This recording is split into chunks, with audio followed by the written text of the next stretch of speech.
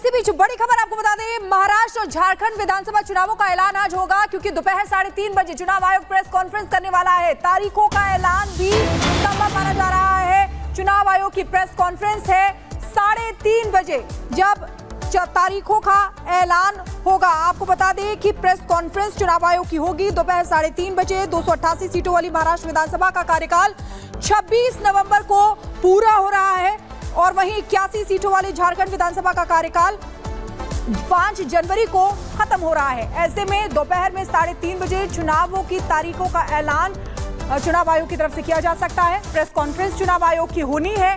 महाराष्ट्र और झारखंड विधानसभा चुनावों का ऐलान आज,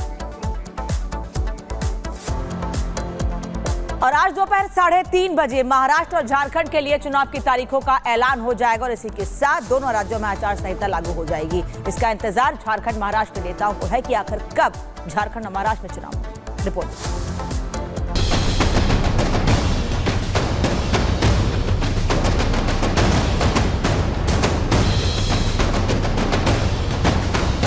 हरियाणा और जम्मू कश्मीर के बाद अब महाराष्ट्र और झारखंड में होने वाले विधानसभा चुनावों पर सबकी नजरें टिकी हैं। माना जा रहा है कि इन दोनों राज्यों में विधानसभा चुनाव नवंबर महीने के दूसरे और तीसरे सप्ताह में हो सकते हैं। हालांकि चुनाव की तारीखों का ऐलान आज दोपहर 3:30 बजे चुनाव आयोग कर देगा। अगर महाराष्ट्र विधानसभा की बात करें तो महाराष्ट्र में विधानसभा की 288 सीटें हैं। महाराष्ट्र में पिछले 2 बार से एक ही फेज में इलेक्शन कराया गया है। महाराष्ट्र में पिछली बार सिंगल फेज में 30 नवम्बर को मतदान हुआ था, जबकि उससे पहले 2014 में सिंगल फेज में 15 अक्टूबर को महाराष्ट्र में विधानसभा चुनाव के लिए वोटिंग हुई थी। माना जा रहा है कि इस बार भी महाराष्ट्र में विधानसभा चुनाव सिंगल फेज में ही कराए जा सकते हैं। महाराष्ट्र विधानसभा का कार्यकाल 26 नवंबर 2024 को खत्म हो रहा है। ये बात हुई महाराष्ट्र की, लेकिन झारखंड में चुनाव का ट्रेंड महाराष्ट्र से बिल्कुल अलग है।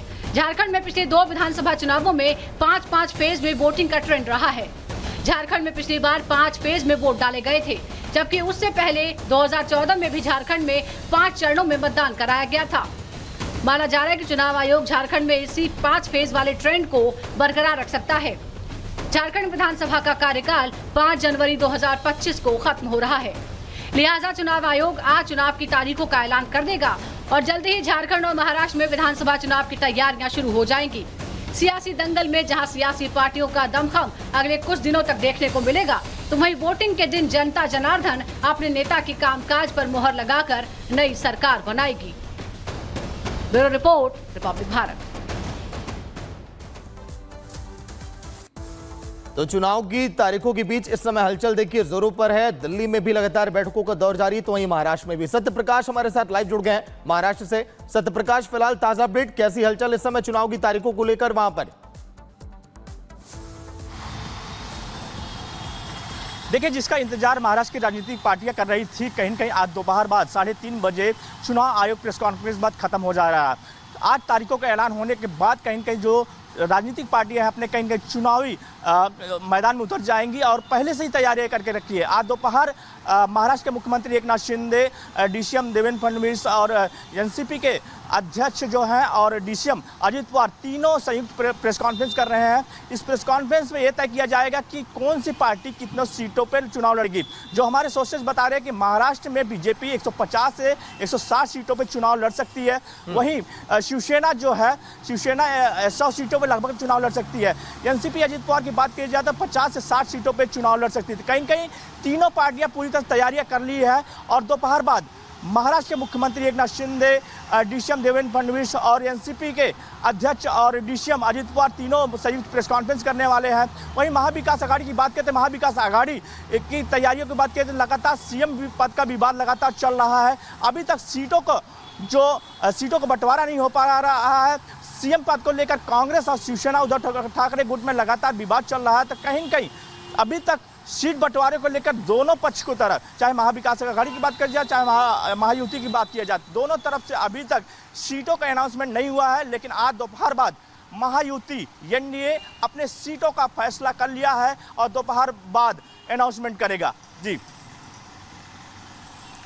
बिल्कुल सत्यप्रकाश, बिल्कुल पिछली बार अगर देखा गया था तो एक चरण में ही चुनाव हुआ था और इस बार कि चुनाव आयोग जो है वो तारीखों का ऐलान तो करेगा, लेकिन वहां पर किस तरीके की हलचल देखी जा रही है, किस तरीके के अंदर खाने से खबरें निकल कर आ रही हैं इसको लेकर?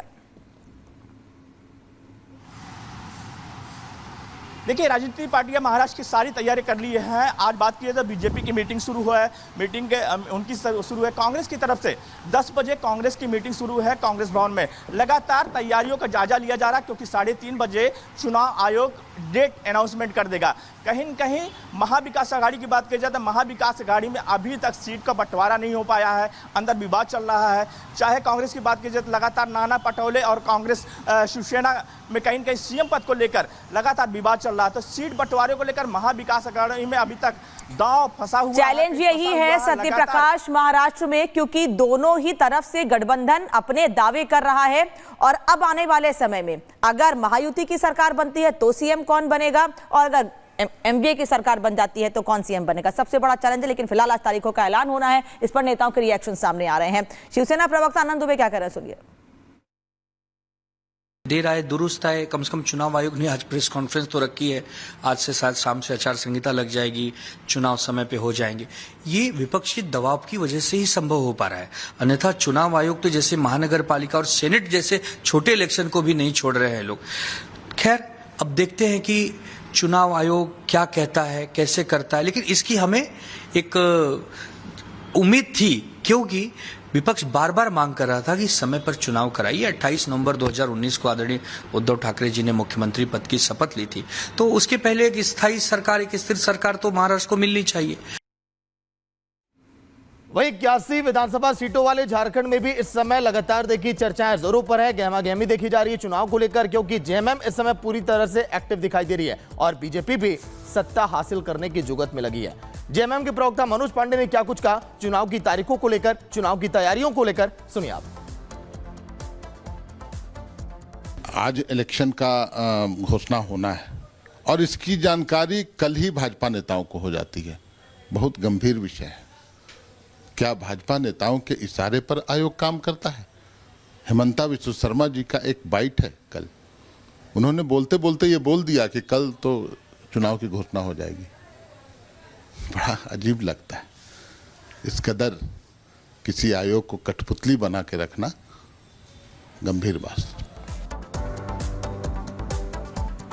और अब बात गाजियाबाद की, जहां पर एक वीडियो सोशल मीडिया पर वायरल हो रहा है, जिसमें आपस में कई लोग हैं जो आपस में मारपीट करते हुए नजर आ रहे हैं। 1 मिनट की रिपोर्ट आपको दिखाते हैं।